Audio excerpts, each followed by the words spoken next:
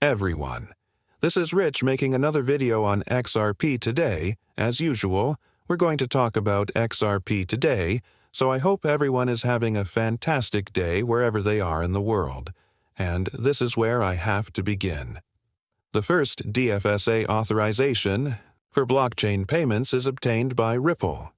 The first blockchain-powered payment company to receive a license from Dubai's Financial Services Authority is Ripple.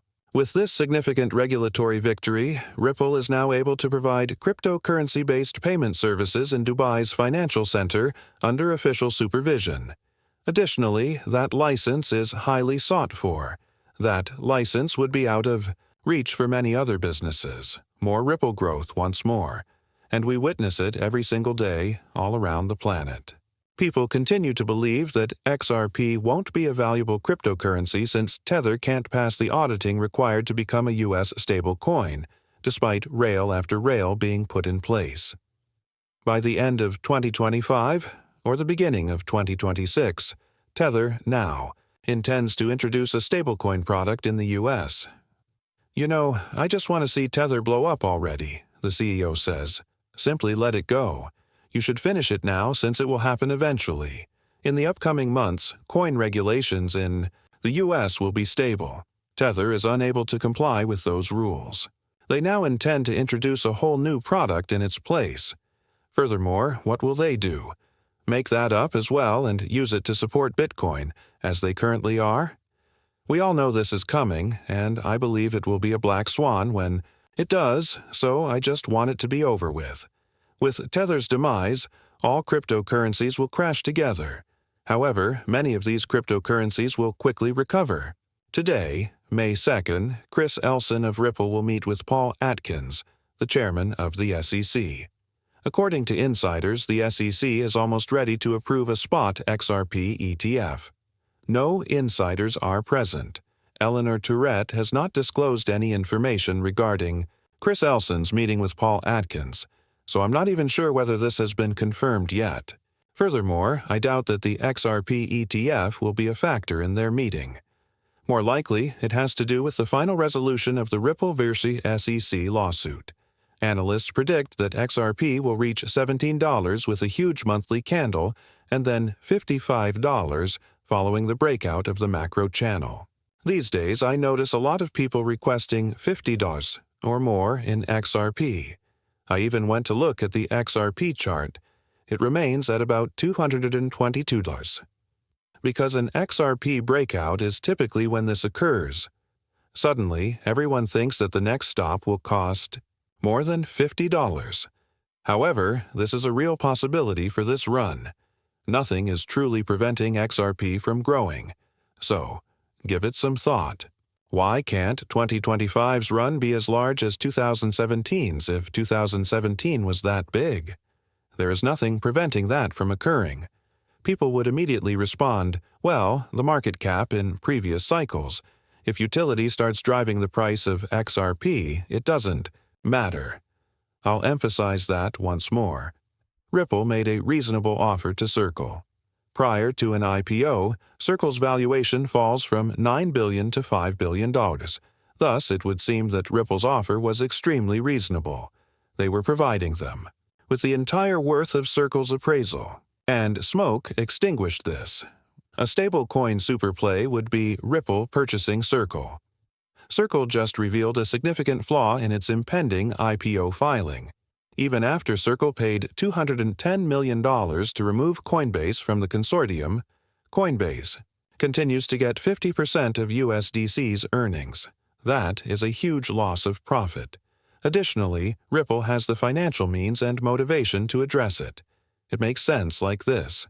Despite generating $1.68 billion in revenue in 2024, Circle's operational expenses and the Coinbase agreement caused it to generate only $156 million in net profitability. In contrast, Ripple has a variety of cash flow channels: interest income, investments, cross-border payment fees, and XRP sales to institutions. The cargo that Circle carries is not carried by Ripple. Nevertheless, Circle owns USDC, the world's second-largest stable coin. If Ripple takes over, they can increase margins, restructure Circle's revenue to Coinbase terms, incorporate USDC into Ripplet and the liquidity hub, and make stable coins a natural part of the Ripple ecosystem. Consider XRP going against USDC. Combine the regulatory approval of USDC with the speed of XRP to create a two-token financial powerhouse. Ripple is battle-tested, having faced and withstood SEC examination. It is currently in a strong position to take the lead in digital asset markets that are regulated.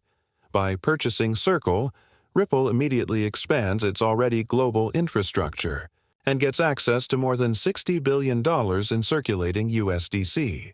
By exchanging Ripple's operational prowess, legal clout, and direct DeFi integration, Circle is able to level up its entire business model and do rid of its reliance on Coinbase, benefiting all sides. Therefore, Circle's acceptance of the Ripple takeover would make sense. Additionally, consider USDC moving and slicing across the XRP ledger. Since this info was released, I'm interested in seeing what occurs here. Brad Garlinghouse, the CEO of Ripple, has raised the bid to $20 billion to buy Circle, and the deal appears to be moving closer to conclusion. Others claim that they are finalizing the details after secretly accepting the initial offer. However, why would Bragg reach $20 billion? He could probably stop at $10 or $12 billion, and Circle would still be able to accept the arrangement. As of now, no one is even certain that this is a verified fact. Though I see a lot of people discussing it, I'm curious to see where this leads. It will be a huge step forward if Ripple buys Circle. The last battle pits stable coins against XRP. XRP is being replaced with stable currency. That's like saying Wi-Fi was superseded by Google Maps. You're mistaking the infrastructure for the app. As you can see, XRP, the bridge currency, makes cross-border transactions easier by bridging several currencies, even stable ones. The store value of stable coins is higher. Digital representations of fiat money that hold their worth throughout time. Consider it analogous to the digital dollar. To put it another way, RLUSD will never be worth more than $1 if it becomes the digital dollar. People still don't realize that when RLUSD originally began, people were purchasing it for far more than $1. And XRP, as I mentioned earlier, may enter as RLUSD and exit as RLUR, or the digital euro if RLUSD is the US digital currency and money, is sent to the EU. That is the amazing thing about XRP. Anything at all. A fund manager from the City of London explains why, despite bank adoption, the price of XRP isn't increasing. They are arguing that the two-ledger system is the reason why the price isn't changing. He does, however, go on to inform us of the date on which the price from the secret ledger will be made public. However, I have already discussed this topic several times and stated that there is no place where XRP can be found at two different values. The pricing points that users may be seeing, even the problems, could be the result of the banks testing XRP at various price points while they continue their private ledger testing. Perhaps we will see that price when the banks do exit the test phase. It might be $1,000. Really, no one knows. Here, however, he states that we will at last learn the cost. According to him, the XRP ledgers will merge on July 14th, which might cause a big change in the market for XRP. Members of the community have taken notice of this audacious claim, especially since it includes a deadline for execution. Digital G, meanwhile, was unable to cite a trustworthy source to support the assertion. According to him, the ISO implementation will take place, and Fedwire will be the first to do so on July 14th of this year. I even mentioned it in earlier vids.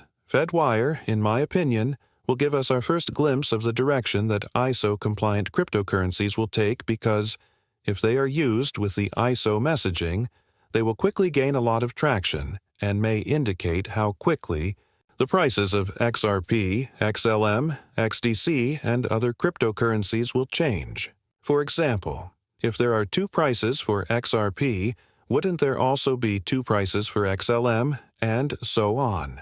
You see, this is taking place because there are numerous private ledgers available, and you can even construct a private ledger on the XRP ledger. I'm telling you, it's not restricted. I do think that XRP is being tested at various prices to ensure that it passes the test. Put otherwise, can XRP manage this volume of transactions if it is at $10? Can XRP sustain this volume of traction transactions occurring per day if it is at $100? It is currently only being tested. However, it's possible that they are testing it at various pricing points. And I'm telling you, this might not even occur on July 14th. It might take place later this year. I'm telling you this because I want to see what happens with Fedwire first. However, everyone wants to purchase XRP at a variety of price points because they desire the instant satisfaction that comes with XRP's pricing. To put it another way, they require that nightly occurrence to occur. In any case, those price points will materialize if you have enough patience. I even advised you to make money because of this. That's perfectly okay. If you must, make a profit. If XRP reaches $10 or above. In this manner, you could keep the remaining XRP until we hit much higher price points. I mean, it will enable you to be even more patient.